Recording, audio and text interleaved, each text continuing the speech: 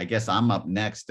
Rob, do you want to introduce me? Yes, I have this stellar introduction written by somebody, I'm not sure who, but Kevin Kallaugher, KAL, is the editorial cartoonist for the Economist magazine of London, the Baltimore Sun, and Counterpoint. In a career that spans 44 years, KAL has published over 10,000 cartoons and 150 magazine covers. His resume includes 6 collections of published work, exhibitions in a dozen countries, awards and honors in 7. So there you go. There you go. Thank you, Mr. Our host Rob. Thank you. and fantastic cartoonist, KAL. Well, I've just got a handful of stuff here. I just wanted to start by saying, I started with The Economist right out of school. And during that time had the great opportunity to draw, all the major heads of state and probably cover every major story around the globe for the past 4 decades. A few cartoons here. I'm going to start off with this one about 10 years of American foreign policy right after 9/11. I did it in 5 panels, 10 years of foreign policy. Here's the first panel. We're at Afghanistan. We've got to act. Is a real troublemaker. We need to get rid of this thing. But it turns out, no, little bit harder than we thought.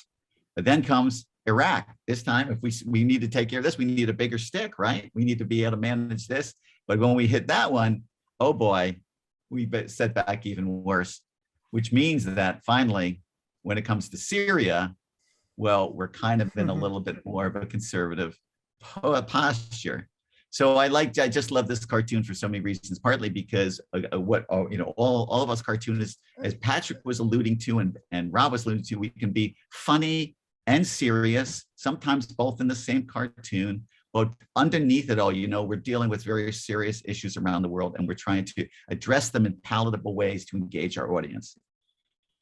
So this cartoon I want to close because first of all, I love drawing caricatures, and this was, you guys all remember this meeting between Trump and Putin, and a lot of people were wondering what they said, and I had just got a transcript from this conversation. I thought I wanted to share it with you guys. Okay, so it starts off with Vladimir Putin saying, "Hello, Donald. I hacked your last election, attacking your most defining national institution, and I'm going to do it again, only this time with more precision." At which point Donald Trump says, "You had me at hello." So that, I suppose, is a good way of doing it. But I think the caricature, to me, that's really the really fun bit about the cartoon. So this cartoon I want to show you because there was, but Rob did some environmental cartoon. Everyone, the environment, we all have to stand up for Mother Earth, Mother Nature, because nobody else will. And so we do this. So this cartoon I did on Earth Day.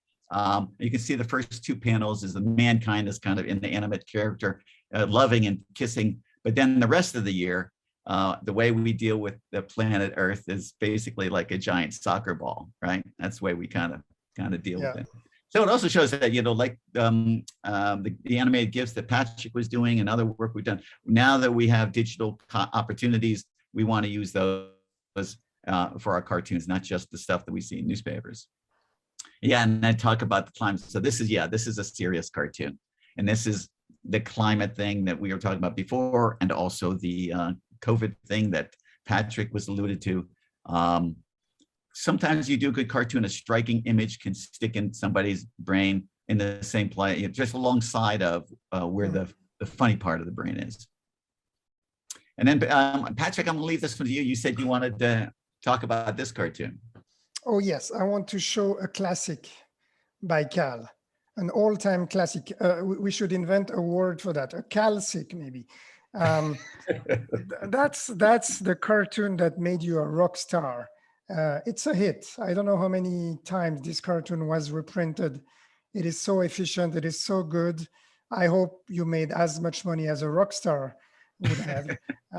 But I think it's one of your timeless cartoons. And the good thing is, like a hit, like a song hit, you can use it over and over. It's always to the point and valid, right? When did you do this cartoon?